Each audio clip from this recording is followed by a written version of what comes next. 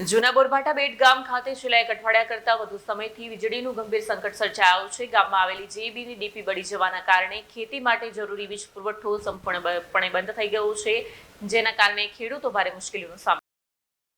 જૂના બોરભાટા બેટ ગામ ખાતે છેલ્લા એક અઠવાડિયા કરતા વધુ સમયથી વીજળીનું ગંભીર સંકટ સર્જાયું છે। વીજળી બંધ હોવાથી ગામમાં આવેલા 25થી વધુ બોરવેલની મોટરો બંધ પડી ગઈ છે। પરિણામે અંદાજે 35 એકર જેટલો પાક જોખમમાં મુકાયો છે। ધૂમધકતા તાપમાં કેળા અને લીલાછમ શાકભાજીનો પાક પાણીના અભાવે મુરઝાઈ રહ્યો છે, જેના કારણે ખેડૂતોમાં ચિંતા ફેલાય છે। ખેડૂતોનું કહેવું છે કે તેમણે આ બાબતે ઓનલાઈન અરજી તેમજ વીજ વિભાગના અધિકારીઓ સમક્ષ મૌખિક રજૂઆત પણ કરી, છતાં હજુ સુધી નવી ડીપી મૂકવાની કામગીરી શરૂ ન થતાં ખેડૂતોમાં નારાજગી જોવા મળી રહી છે। हेलो, हाँ दीपक भाई मारू नाम है।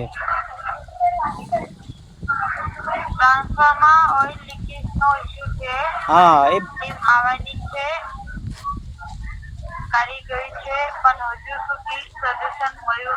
आवीने चेक करी गया छे जीबी मांथी अंकलेश्वर थी आवीने चेक करी गया छे। ओके तो हजू थई सुधी कई निराकरण आव्युं नथी मैडम, एनुं शुं करवानुं? ओके ओके कोई बात नहीं, मैं आगे कंप्लेंट फॉरवर्ड कर देती हूँ। हेलो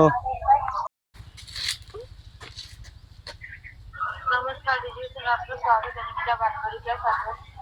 मैडम मारे 12 तारीख थी मैं कंप्लेंट नोंधावी छे, पण हजू सुधी कई निराकरण नथी आव्युं एनुं। अंकलेश्वर थी बोलूं छुं। ये नंबर पे ही लिखा था? हाँ ये नंबर पे ही।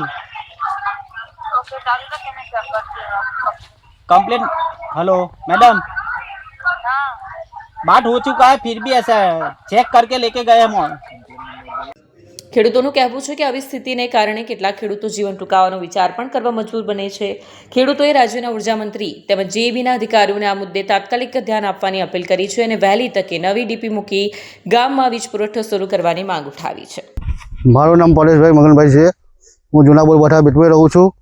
मैं લાઇટના જીબીના લાઇટના પ્રોબ્લેમને કારણે આ ખેતી। શું નામ છે તમારું? દીપકભાઈ। દીપકભાઈ, શું સમસ્યા છે ખેતીને પગલે તમારી? જીબીની પાવરના કારણે અમારે પ્રોબ્લેમ થઈ રહ્યો છે। જીબીની શું સમસ્યા થઈ છે? એ ટીસી ટ્રાન્સફોર્મર ફૂંકાઈ ગયું છે। કેટલા દિવસથી ફૂંકાયું છે? 7 થી 8 દિવસ થઈ ગયા છે। તમે જીબી કચેરી કે એની ઉપલબ્ધ કચેરીઓમાં રજૂઆત કરી છે ખરી? હા, અમે ઓનલાઈન રજૂઆત કરી છે અને અમારા ગામમાંથી બી ત્યાંથી બી જીબીમાંથી બી આવીને ચેક કરી ગયા, પણ કોઈ નિરાકરણ આવતું નથી એનું। કેટલા દિવસથી આ સમસ્યાથી તમે? 7-8 દિવસ થઈ ગયા છે આજકાલ। જીબીની જે અસર થઈ રહેલી છે કે લાઇટ નથી મળતી, તેને લઈને તમારો પાક કે આસપાસનો કેટલો વિસ્તાર છે જેના પાકને નુકસાન થઈ રહ્યું છે? 35 થી 40 એકરને નુકસાન થઈ શકે છે।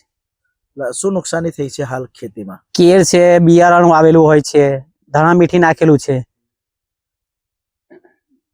શું રજૂઆત છે તમારી જીબી પાસે? અમારી રજૂઆત એ જ છે કે જેટલી જલ્દી બને એટલી અમારે વીજ પુરવઠો મળી રહે। કઈ ગયું છે। કેટલા દિવસથી ફૂંકાયું છે? 7 થી 8 દિવસ થઈ ગયા છે।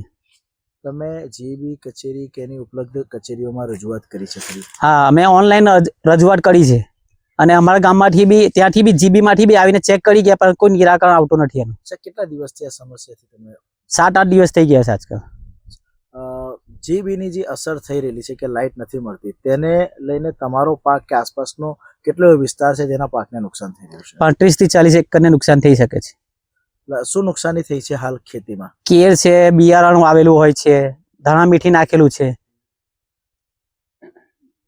શું રજૂઆત છે તમારી જીબી પાસે? અમારી રજૂઆત એ જ છે કે જેટલી જલ્દી બને એટલી અમારે વીજ પુરવઠો મળી રહે।